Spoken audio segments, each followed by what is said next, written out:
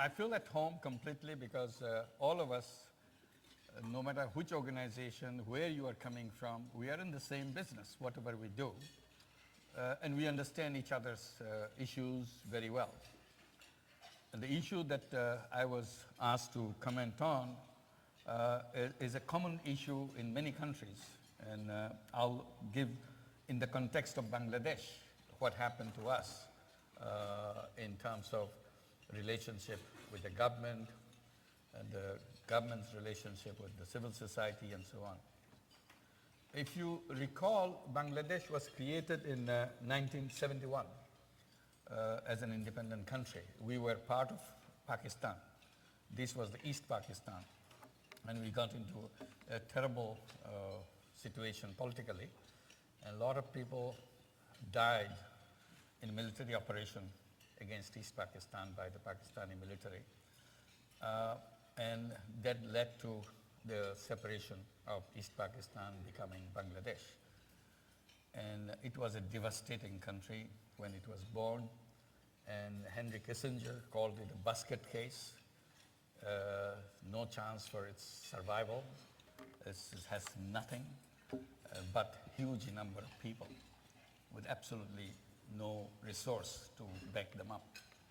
So that's where our starting point was.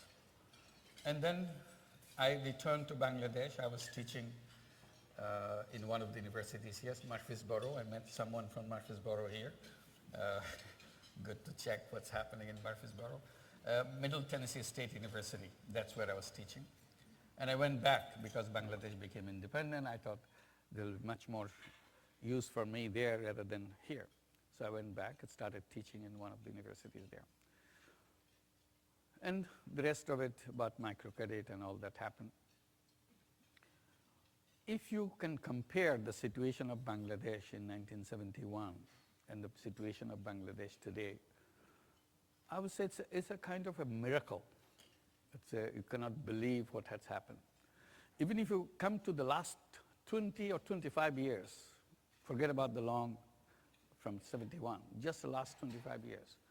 Many of you are familiar with Bangladesh. You worked in Bangladesh. I've met several people who spend a lot of time working in Bangladesh. So you're familiar with that. The way I explain it, I said, if you compare Bangladesh 25 years back or today, what are the striking things that you'll notice? Anybody will say women empowerment is number one. Women 25 years back in Bangladesh, women today is radically different, absolutely different. In terms of their status, in terms of their way to interacting with people, and so on and so forth. And many things happen because to make it happen in 25 years like that. One of them is microcredit. The penetration of microcredit in Bangladesh is absolutely nationwide. If you define anyway the poverty level, I would say more than 80% of the people below the poverty line has very good connection with microcredit, trying to improve their life coming out of those situations. This is number one. Number two, access of telecommunication. And this happened in the last 12 years or so.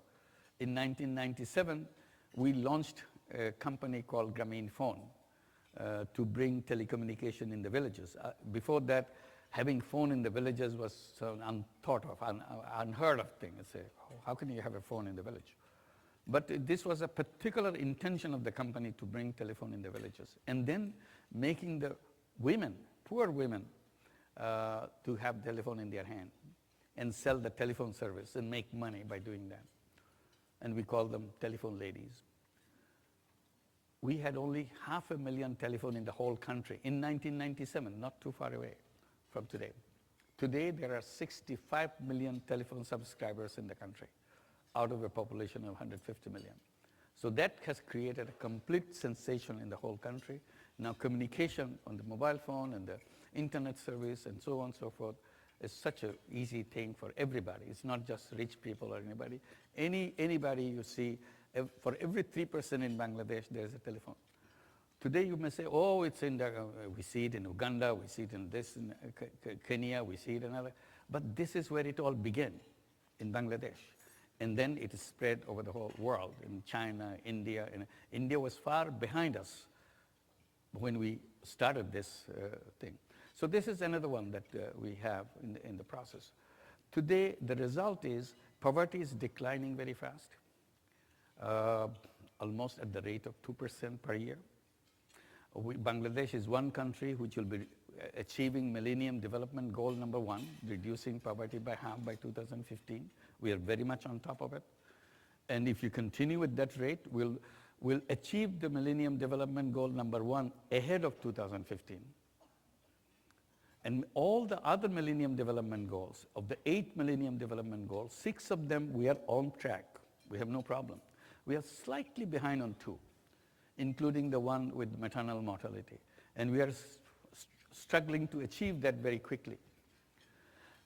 Healthcare, when Bangladesh was created, with the healthcare indicators, Bangladesh was the bottommost country in the whole region of the South Asia, India, Pakistan, Nepal, and all that. And gradually, very step by step, Bangladesh came bypassing every one of them. Today, we are at the top in the healthcare indicators. Our healthcare service in Bangladesh through the government is not the most desired healthcare service you will think. But something happened in the country. Healthcare services took up by the NGOs, civil society organizations, make that difference. And today in the healthcare, we are on the top. Population growth rate declined very sharply. It used to be 3.3% growth rate of population. Today, it is 1.4. In a Muslim country, to achieve that is a miracle. But Bangladesh is there.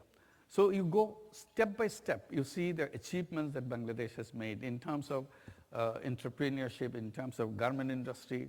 Bangladesh didn't have an industry. It's an agricultural land, nothing else. No base, no entrepreneurial class, nothing. And today, booming industry. Young kids came out of the college, became entrepreneurs, started garment industry. Now, so the second largest garment exporter in the world. So all these things happen. How did it happen? And that's the question. Civil society took the initiative. The reason there's a big vacuum, we had a non-functional government. When Bangladesh was created, there was no practically any government. The people who were elected for the National Assembly in Karachi, they were asked to create a national government. They didn't know that they have to form a national government. We didn't have any secretariat. So while government was trying to discover itself, young people in Bangladesh went ahead to solve little problem they see and so on. That's how NGO tradition began in Bangladesh. When people ask what is the difference between Bangladesh and the rest of the countries in the subcontinent, in India, Pakistan, and so on, I said, luckily that liberation war opened up everything for young people. They saw that there is no limit for them anymore. They are not in a traditional bind anymore. They saw a problem, they jumped at it, they started creating this. And all the big NGOs, the famous NGOs that you'll see in Bangladesh, track their origin to liberation war. This is where they began. So, and we had a free space. Nobody came to ask us why you're doing that. Everybody said, hey, this is good, you do that. And donors came, they put the money, and the young people came. It became not a local NGO. Bangladesh has a funny thing. NGOs became national right away. They're no longer a local little NGO anymore. And that's what happened. And they serve everything, from the little thing to the biggest thing. Anything you say problem, okay, we'll do it. They do it. And they figured it out how to do that and those kind of things. In that environment, microcredit also expanded nationwide, big thing. As long as that space was available, that was no problem. But gradually, politicians became strong. They started looking at it, hey, this doesn't look good. Government did everything. So there's a conflict now. Now, the time that they want to control, they want to put restrictions, they want to say everything should be done by the government. Who are the NGOs to do that? So that's a challenging time that we are passing through right now. They forget that allowing individuals to bring out their creativity to solve the problem is the key to the solution of all the problems. Government may be a very smart government, very efficient government, very honest government, still it has limitations. Limitations that it is a slow machine. You cannot make government machine go fast. Out of necessity, not that they are bad people. They are same people as anybody else with good intentions. But the rules and regulations and procedures and all them get them stuck. So if you leave everything in their hands, you are done, finish. Because the world is moving very fast. Every second it becomes faster. And every second governments get back, they fall back. It's only the citizenry who can make things move faster. And that's where governments make the mistake, by controlling things, adopting things, putting barriers after barriers and so on. That's where they put the whole society, whole community, whole nation to get stuck frozen into a world which doesn't have the progress that you desire. When I was introduced to Sam Daly Harris, who was introducing me today, I was suddenly pushed into a little room, which he says his office at that time, to talk to the editorial writers, to change the situation in the legislation, to influence the legislators, activate the individual person to influence the legislators. In US, it's possible. You can influence your legislators to vote in a certain way or another because they really care for what the message is coming from their constituency.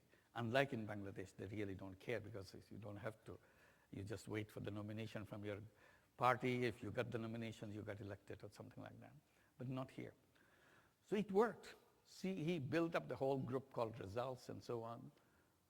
Again, activating individual citizens to participate in the national decision-making process. If that is not there, there is no democracy. So this is something Sam has been doing with the Results many times. I wish all of us can do that. Every single organization can do that. Activate citizens to participate in the national decision-making process. And many such things can happen if we can allow space for the civil society to activate ourselves.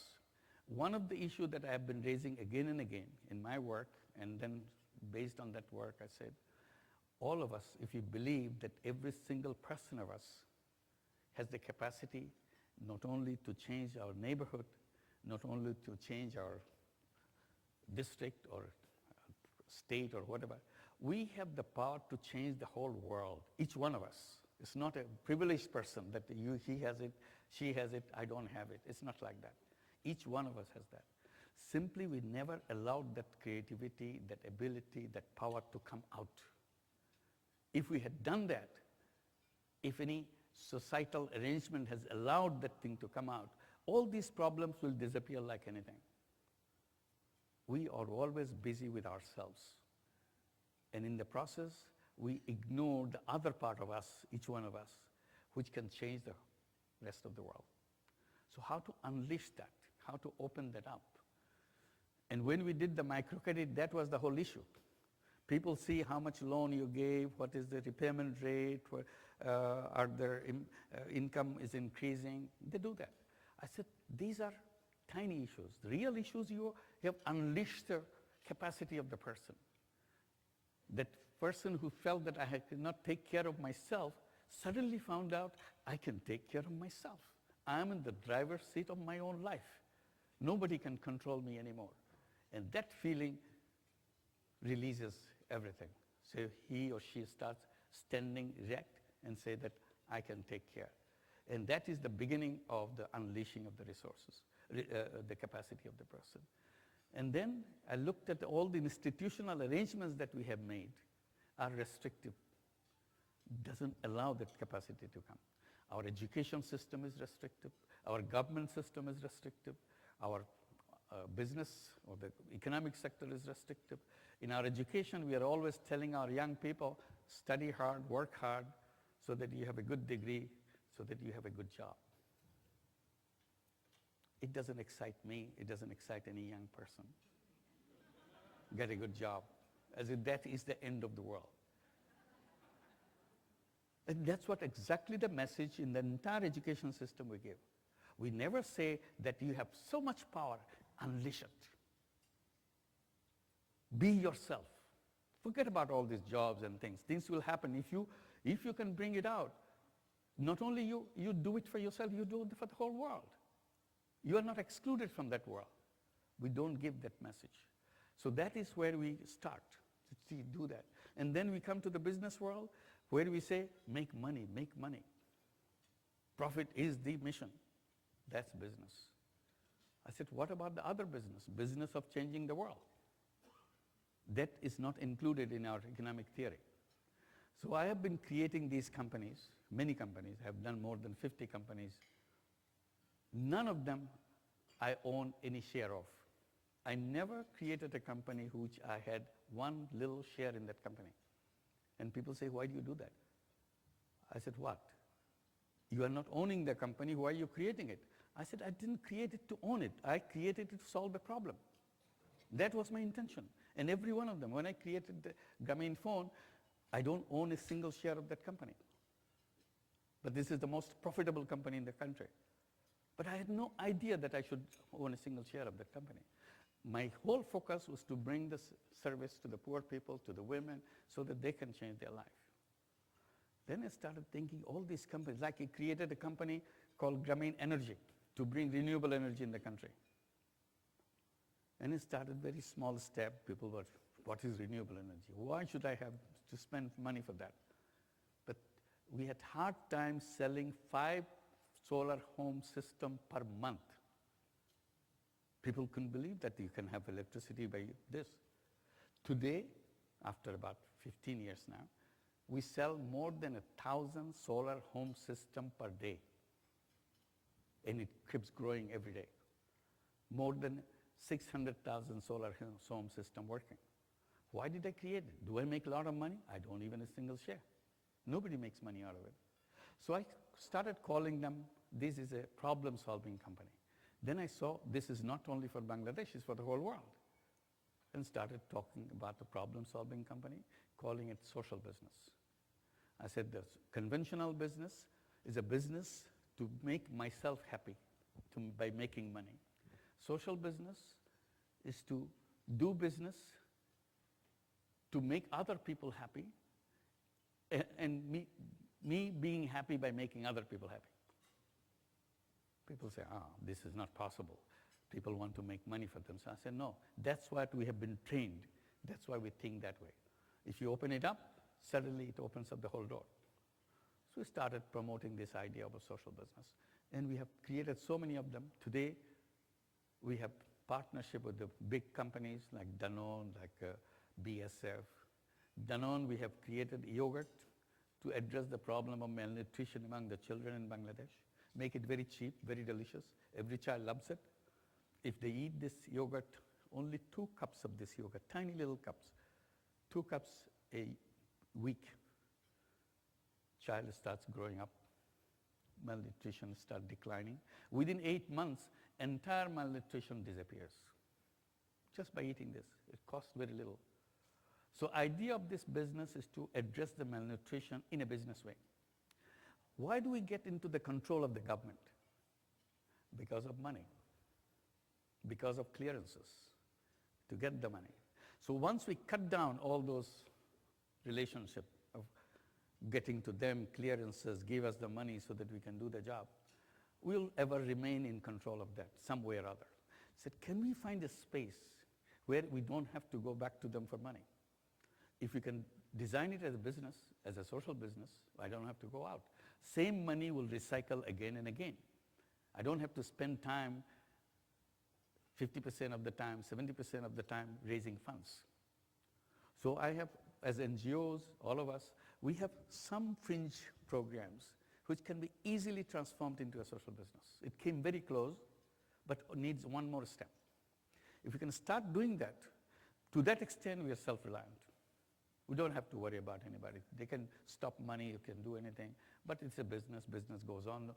Government cannot say business is bad, because they say, then you have to say all business is bad. We are doing the business, that's all.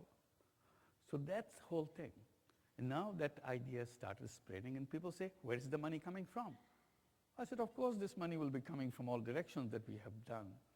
Money comes from because we want to make us happy by making other people happy. That's where the money will be coming from. Money will come from philanthropy, money will come from the regular businesses.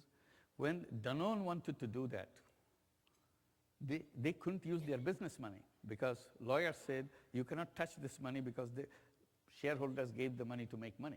You cannot invest it in a company which says they will not give you any dividend because it's a non-dividend company. Social business is a non-dividend company. You cannot use that. So they did the smart thing. They wrote a letter to all the shareholders when they're giving the dividend, saying that if you want to spare part of this dividend, invest part of this dividend into a social business that we are undertaking in Bangladesh, which will never give you any dividend, but that will solve the problem of malnutrition in Bangladesh. 98% of the shareholders signed up. All they wanted to raise was €500,000. That's what's needed for this company. They ended up with €35 million. And then after they raised the €35 million, which is way above what they expected, their employees all around the world started a big campaign against the management. You asked the shareholders to participate in that. You didn't ask us. You think we are inferior than your shareholders?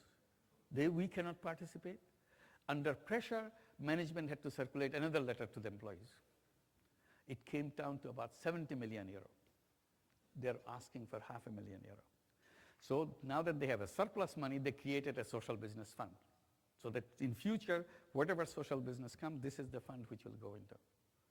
So blaming people that they don't want to support social business, blaming people saying all they want is money, is wrong. Simply, we never posed the question in the right way.